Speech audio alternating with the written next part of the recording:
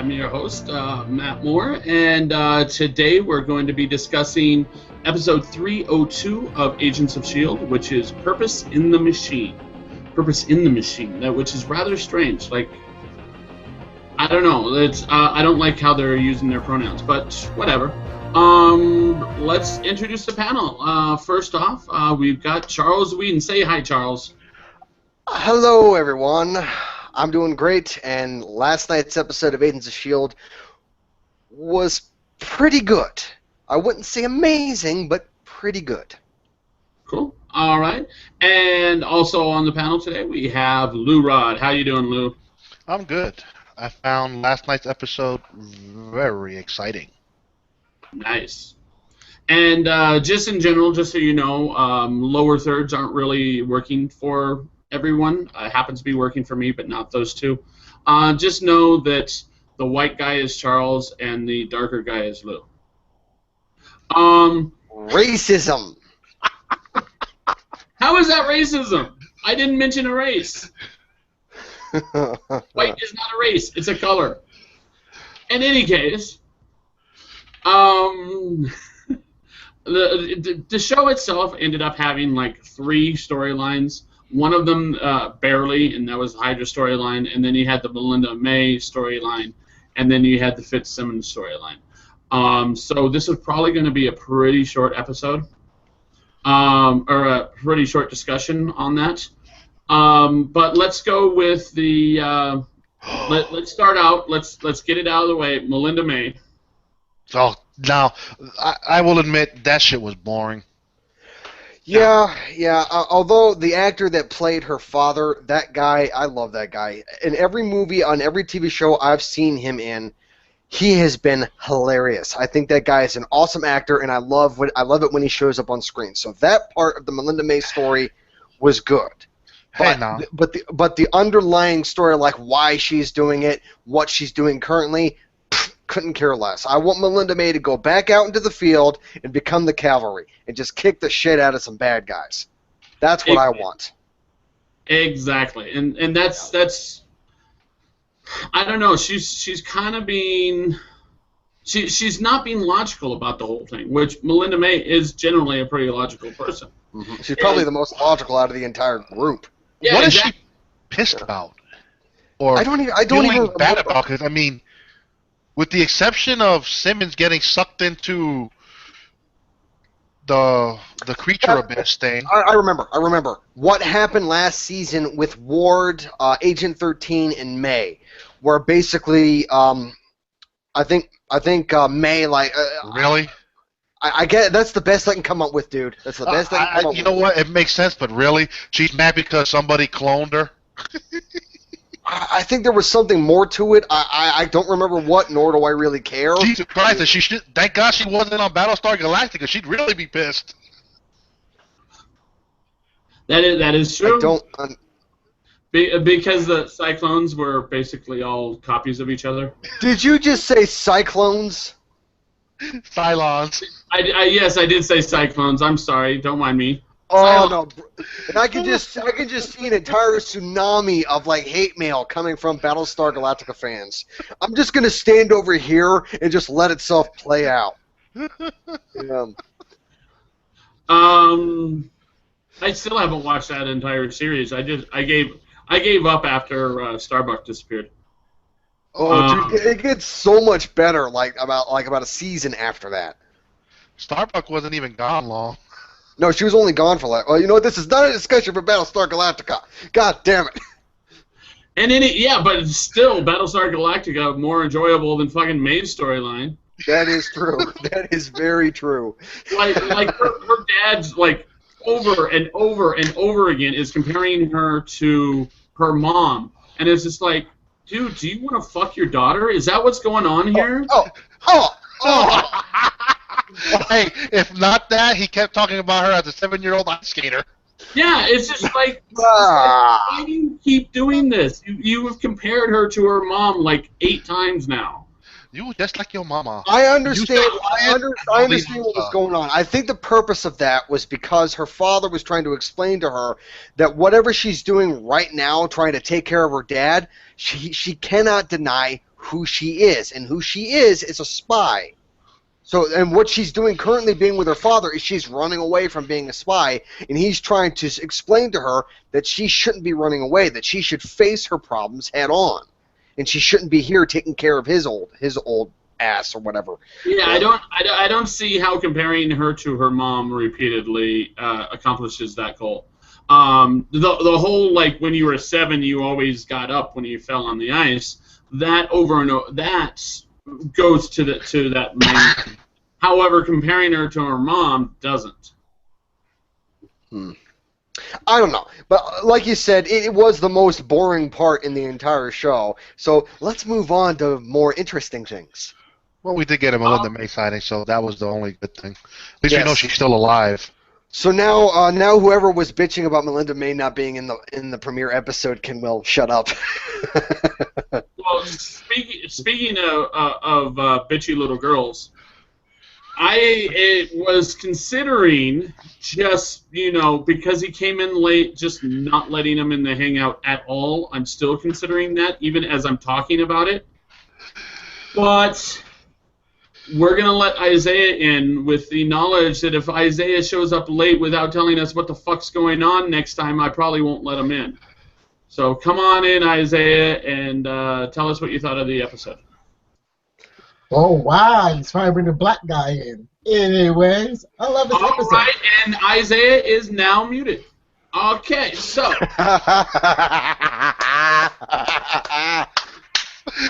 Woo! That didn't take long. That really didn't. That's a record. 3 seconds into the intro and he's muted. Yeah, I think that's a record. Yeah. So, Isaiah, what did you think of the episode?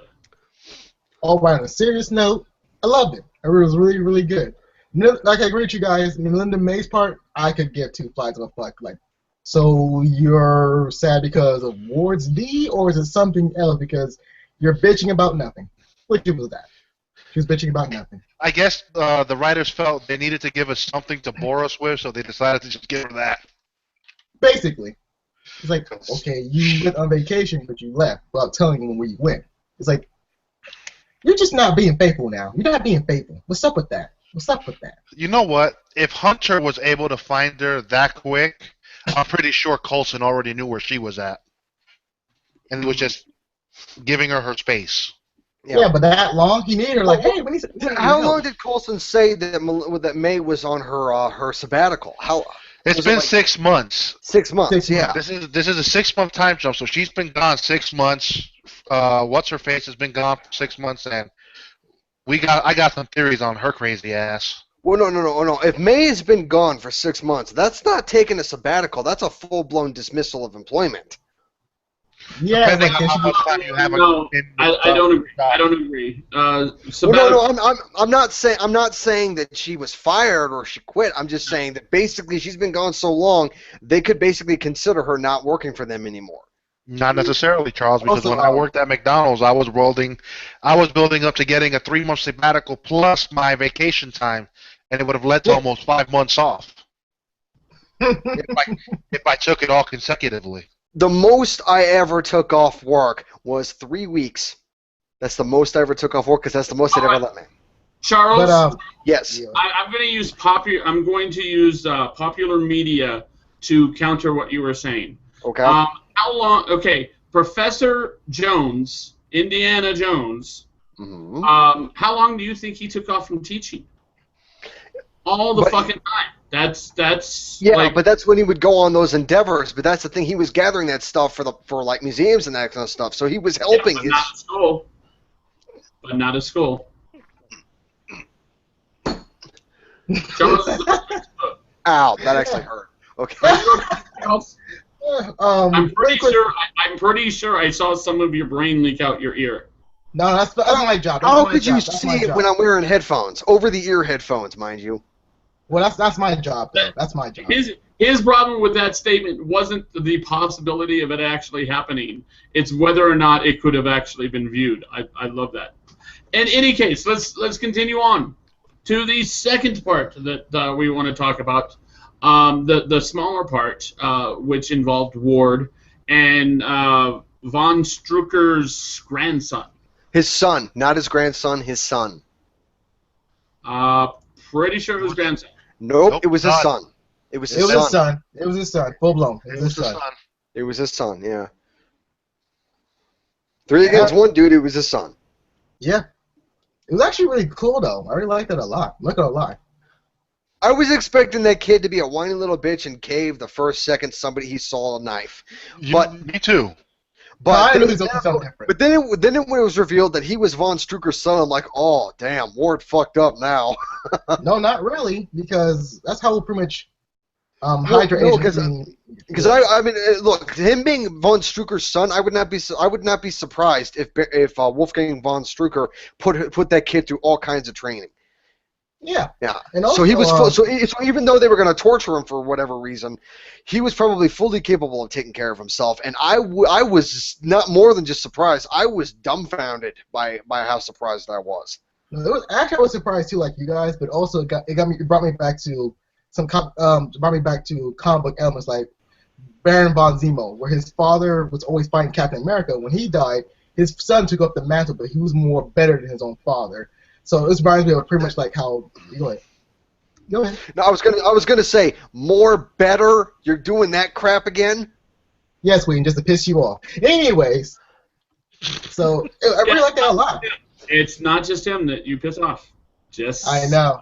Okay. So. But all right, but no, this guy is clearly not going to become Zemo. He's not. No, I'm not saying Zemo, but he has his characteristics of becoming. But that, like the comic books and everything else, we're using that type of material to make his character more stronger, more easier to understand.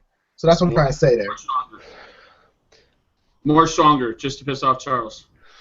No, I'm gonna pretend that I did not hear that. I'm just gonna go happy thoughts. Okay, to be fair, it's not happy thoughts. It's murder thoughts. My thinking on this is I think that Ward is going to use him as a puppet.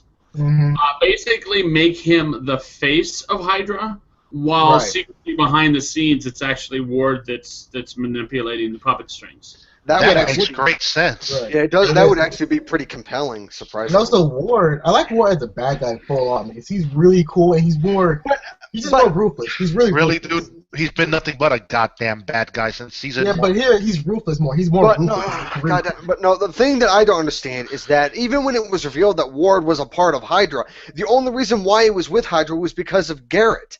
I mean, when Garrett died, Ward had no reason to. He only stuck with Hydra because he wanted to go against Coulson and his team. No. Ward the only reason he stuck with Hydra was because Coulson and his team rejected him.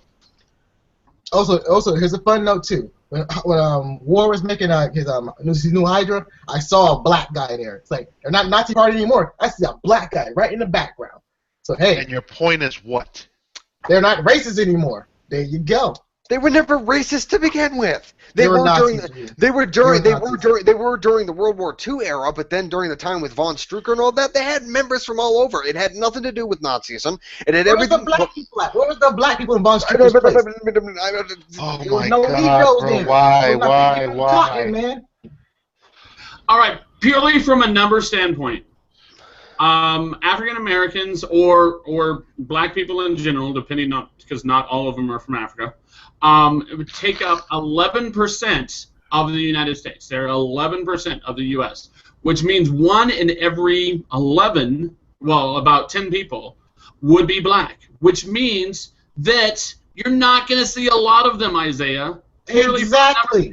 You're very rarely going to see them. 1 in 10 bad guys, and most of the time they're wearing fucking masks and covered completely head to toe. So ones that do show up, you're not going to be able to tell are black. Exactly. That's not racism, that's math. That's I know, math and racism. Okay. Racism. Oh, God damn it. You know, you're having me speaking gibberish, man. Gibberish? No, that's called speaking in tongues. I just want to point out that Charles is being very, very good, considering that Isaiah pissed him the fuck off right before this hangout. Yeah. I wonder what it was though. What was it again? Oh no! Shut up, Isaiah. I don't understand. Me and Charles have plans now. Like you need to start counting days. Yep. Yep, you do.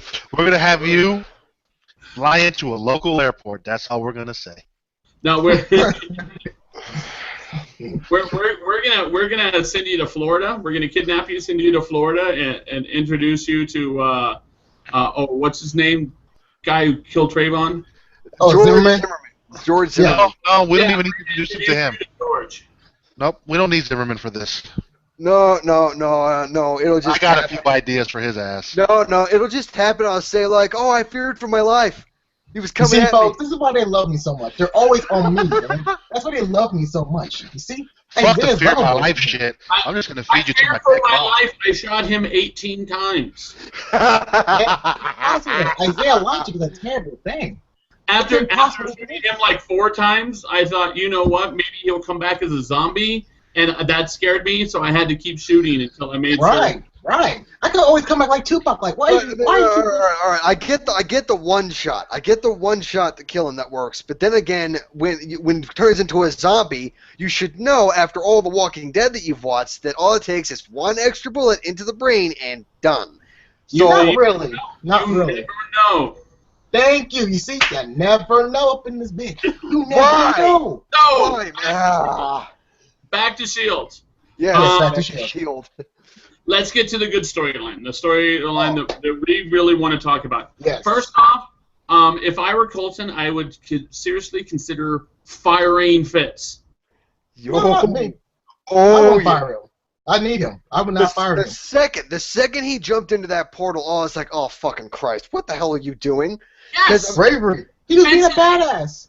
Fitz has been like completely ignoring all orders given to him. Okay, Isaiah, For 6 fucking months now. Yeah, Isaiah, let me try to explain this to you, Isaiah. Okay, let's see. All right. So what their original plan was to take that probe, throw it in, leave it there for a few seconds, and then Sky would turn her power off and the portal would close up again. The thing is, Fitz didn't care. He jumped into that portal the second it opened, and the thing is that Sky, no, God damn it, Daisy said that she was not able to hold it for much longer. So guess what would happen if she were to stop using her power? The portal would close, the cord that would connect Fitz to where they were would be severed, and he would be trapped on that planet with Simmons. Yeah, but look on the bright side. He took a risk. Which is also it was a stupid risk. But people do stupid things for love. Yes, let's bring this into a more realistic realm, okay? Let's say you had a cop, a beat cop, a detective, it doesn't matter what kind of cop, who constantly went into buildings that he knew there were armed assailants in without calling for backup, without basically a cop that is constantly risking his life. That person gets fired and given psychological counseling and taken care of for the rest of their life because obviously they're freaking suicidal. That's what Fitz did. There was a plan, and he said, fuck that. I'm going to do it my way because of love. Well, time is right now, too. Throwing the probe in would still get the same result as what he did. Throwing the probe... That's nearly true. Not really, because, again... all the probe does is let them know that, okay, there's land on the other side, there's dirt. The only thing... See, the only part that I say would be fucked up would be he threw himself in not knowing if he could breathe. Yeah, but... Right. It's also true, too. But the only reason wrong with it is the fact that he went over to the other side thinking he can breathe. I mean, Gemma could have got sucked in, and she could have been dead for all they know. They don't really know this. Yeah, but they want to make sure. Don't lie, because he doesn't know if he can breathe. Lou, they still needed to find Simmons, because even if she was dead, they would still need a body to get closure. Right.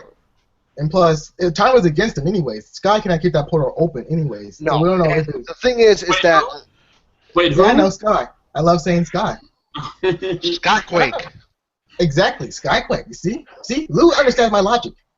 No, that's not understanding your logic. I'm just thinking about this. That sounds like a new James Bond movie. Sky. Oh, that should be. Oh, my God. Oh, shit. That's a duel. You just came up with the next James Bond title. But you are absolutely correct. There's no way he could have known whether or not there was oxygen there. But the thing is is if they had thrown the probe in there, they would have looked around. They would have been like, okay, we can go in there. And then he would have gone in there.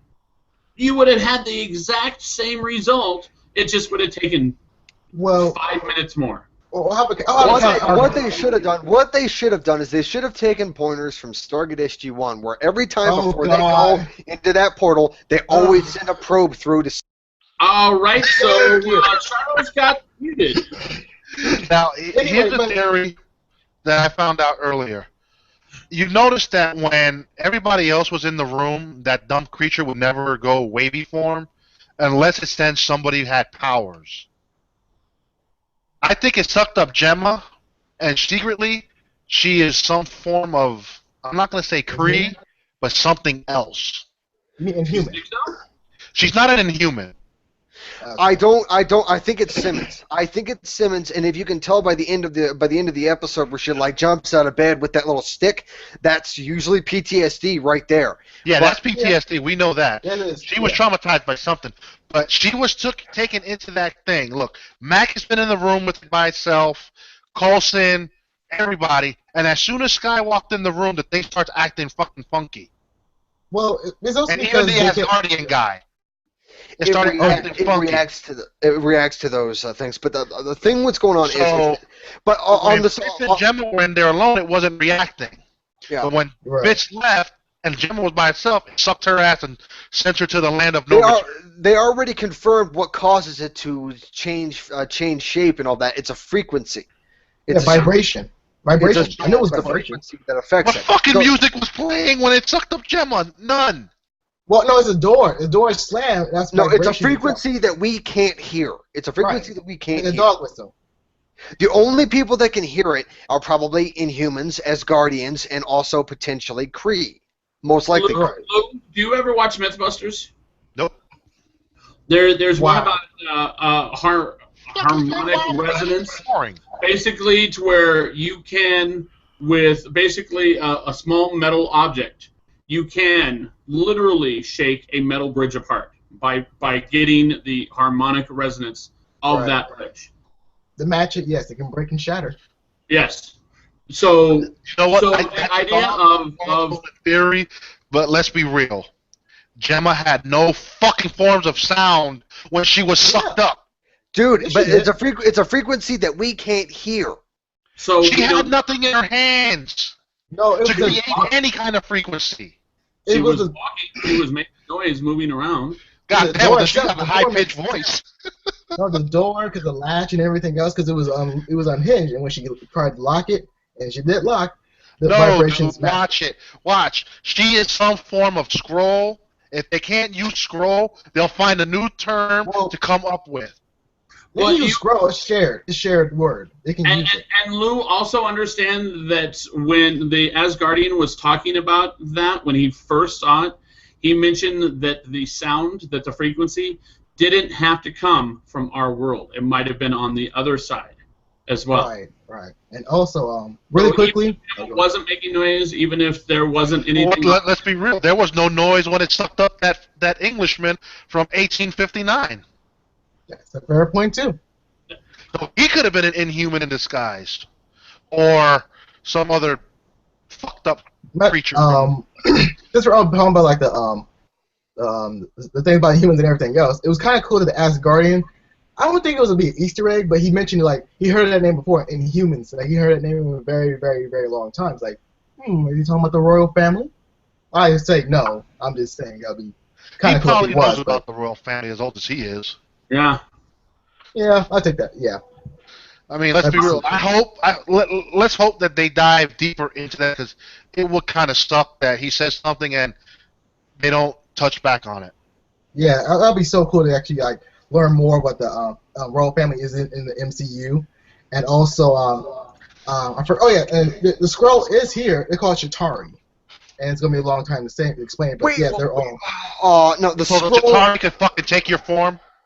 Yes, and it happens. Yes. Ooh, I'm not joking. Really, there are the scrolls. No, We have no, not no. seen the Chitauri take another person's form Right, yet. we didn't get a chance. That doesn't mean that it won't happen, but we haven't seen it. Isaiah, in the comic books, the Chitauri and the Skrulls are two separate species.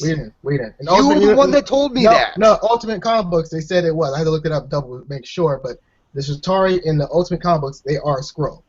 The different types of Skrull, they're more ancient than them. But here, they can be. But didn't this whole Secret Wars bullshit just retcon everything and reboot it all to where now it's all going to be something new? In Secret Wars, yes. So anyways, It doesn't matter anymore. Well, hey, Chitauri can be Skrull, so hey, it can matter. All right, so we've covered everything. Was there anything else about the show other than wild speculation? Anything else about the show we want to talk about? Yes. I'm hesitant to give Isaiah the floor, but I will. When Fitz was trying to get Simmons, that was an interesting and really much dramatic moment because you kind of like, hurry up, Fitz, hurry up, because they really milked that crap out in a good way. But damn, got me on the edge of my seat, like, come on, man, come on. Oh my god, I was freaking out. Yes, I was. Okay. But to be honest, I think I'm kind of glad they ended it in 2 episodes. Yeah, same here. And not drag it on. Yeah, too many. Well, that's just it. Is they had to get all the players back on the board, as it were, because I mean, at one point, I think Daisy mentioned it. There's really only 3 field agents going, and one of them took off to take out Ward. There was her, there was Coulson, and there was Hunter, and Hunter left. Right, but let's be honest, Hunter might be killed if he goes against Ward. I guess there's Mac, but that still leaves only 3 once Hunter's gone. The staff is not high. The staff is very low. This is what's been floating around is that since Hunter took off to kind of go after Ward, that Bobby won't be too far behind, and that's how they spin off into their own show. Oh God. Maybe we'll see. And honestly, I will say that I really don't give a flying rat's ass about a Bobby and Hunter show. I don't either. I'm sorry to say. They're not that compelling for me to want to sit there and watch every week. I mean, they're fun to watch. I agree that the characters as they are is not compelling enough to make a show, but they're probably going to work it. They'll probably find a way to make it compelling. A one shot? No, I mean, and then let's be real. Where are they going to put it? Is it just going to be a summer show? That's true. Because they got Agent Carter. You got Agent Carter that fills a 2-month gap that S.H.I.E.L.D. takes off. Yeah. And now it's going to be 10 weeks of Agent Carter, so that means less S.H.I.E.L.D. Well, no, S.H.I.E.L.D. will just play longer into March or April, but where the hell are you going to mix in the Hunter and Bobby escapade show? You can do it online, but that's about it. You can't really do it on TV itself. That's just not enough room. And Okay, ding dong. ABC's the one that wants the pilot, so why the fuck would ABC want it online? Don't we already have another Marvel show coming in the works called Damage Crew or something? Where it's Damage Control. That's a 30-minute comedy, which you could throw in on any other day of the week that really doesn't affect anything because none of the major players are going to be in that. They'll be pretty much they're cleaning up the mess of superheroes. I was going to say they could put in this new show on Wednesday nights instead of Tuesday nights. Put it after Arrow airs on the other network. Put it on at 9. That way people watch Arrow and then they'll switch that. Huh? You're cutting it to Blackish and you're cutting it to Wednesday Night Comedy Block on ABC. So the only show that would probably fit in there would be Damage Control, not the Hunter and Bobby escapade. Right, Damage Control, I can see it working because it's meant to be funny, not to be taken serious. I don't know. It's like The All right, Office. do we have any wild speculation? Because I know I do. I do not. I do not have any wild speculation this time. I'm so glad you interrupted everybody talking to tell us that you don't have anything to talk about.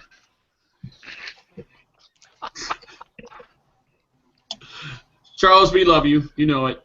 Yeah, we all do. Isaiah, we hate you, but go on. Isaiah, this is for you. Hey, not to me. I know you want to do it to someone else, but I'm not going to say their name. Hey, you walked into that for me, so hey, thank you very much. Anyway, racism up in here. Anyways, folks, never mind speculation because it's the best of all of them. Oh, God. Anyways, No, not even a little. see, haters. Anyways, folks, we're gonna see more. Well, we might see more of Lash's tribe if it does come to fruition. We're gonna see more about Lash and why he's doing his mission, like collecting up Inhumans for maybe his own cause or whoever. And also down the road, we might learn more about the royal family or through other royal family type characters. Not big names, but just smaller names. Cool. I don't see the show building into the bigger universe of the Inhumans. Remember, this is a movie that's 4 years away, and at best, 2.5 years before it goes into production. But you need to talk about that. You need to get in people's You don't minds need to already. talk about them. You already established the Inhumans with the fact that they're on S.H.I.E.L.D. I'm You don't with need to Lou mention on the this. big wigs. I'm with Lou on this. Is that being that Inhumans is being 4 years away, I still think it's too early to introduce them to the MCU. But it happens. So You mean the royal family of that? You mean the royal family? the royal family has not been introduced, but the Inhuman species has. Yeah. Keep it the way they're doing it. Leave it all low-level Inhumans with the fact that maybe Daisy Quake becomes a high-level S.H.I.E.L.D. agent up later on in a few years, where she might make it to the movie. Right. That's That's what I'm saying. Like, and you can reference, hey, well, you do know that there was this particular family that had this spaceship, whatever, that could hide in your solar system without you knowing. That's all you need to do, and you get the idea of who they're talking about. They're on the moon. So, we don't need, the royal family. We don't need royal family drops. Just give them a small reference without any big names, and you got the idea of what they're talking about. And to your point, Isaiah, Lash was the big bad villain for this season. Ward is the secondary villain, with maybe taking Von Strucker's son, and like Matt said, making him the boss. Yeah, They're not going to do nothing with Ward just yet because you'll always need a secondary villain, and he plays the secondary villain just great. Which is true, but I'm more interested in seeing what Lash is in his. We're not going to see Lash much. You'll see Lash an episode here, an episode there, and then he'll decide to do his Sonic the Hedgehog form and come at you. I made last week when I called him Sonic the Hedgehog, I made that joke up on the fly. I ended up reading an article like 2 hours later that was done the night before. I guess someone else had already made that observation. Yeah, and I feel bad because I thought it was a damn good joke. And apparently someone made it before I did. They stole your joke. They stole my joke. Ivan News. They didn't steal shit because they were the ones that did it first. Bullshit. I was the one that brought it up in the first place. All right, so Lou, do you have a wild speculation? No, I just piggyback. Okay. My wild speculation is Simmons is going to attempt, but probably fail, to sit on Fitz's dick. I can see that too. No. Come on, I can see He's going to bring up the fact that she owes him a date, and she's going to play that shit out for the next 12 episodes saying, I'm not ready. No, I think after 6 months being alone, she is going to be desperate for human connection. And she knows that Fitz loves her, and she loves him. I think she's going to be all over that. I just have one question. How are you on a planet for 6 months, and your clothes look like nothing ever happened to them? No, her clothes were... They changed her clothes. They changed them when she got back to base. I said her clothes on the planet. I know they changed her clothes, dipshit. And how the fuck she get a shank? Hey, you never know. The shank looked like it was made out of bone. The shank looked like it was made out of aged bone. Hey, you never know. So that is a pretty that's a pretty good shank. No. I don't care how she made it. Where the fuck does she have it hidden? They changed her clothes, and she kept that shank hidden somewhere. She's an Agent S.H.I.E.L.D. Yes, so what she do? She's allowed to keep weapons. Lou, you really don't want to know where she kept that thing. She kept it up her ass. No, not there. No. Right idea, wrong. Oh, I already said the poo-poo. Or what you do? She kept it underneath one of her breasts? No, that's So, Okay, on that note, bye-bye. let's wrap up. Let's wrap this up. I want to thank everyone for watching. Of course, make sure to check us out on our website, www.geeksoftheround.com, which I'm going to right now so I can see the phone number, which I always forget. You can give us a call at 1-801-609-GOTR. GOTR is 4687. Also check us out, Google+, Geeks of the Round, of course. Same for Facebook. Same for Twitter. Geeks of the Round, Geeks of the Round, Geeks of the Round. I want to thank everyone for watching, and check us out next week when we discuss episode 302, and we're going to wrap this up and start talking about Flash right after this. So, Don't get me started on that show. 303.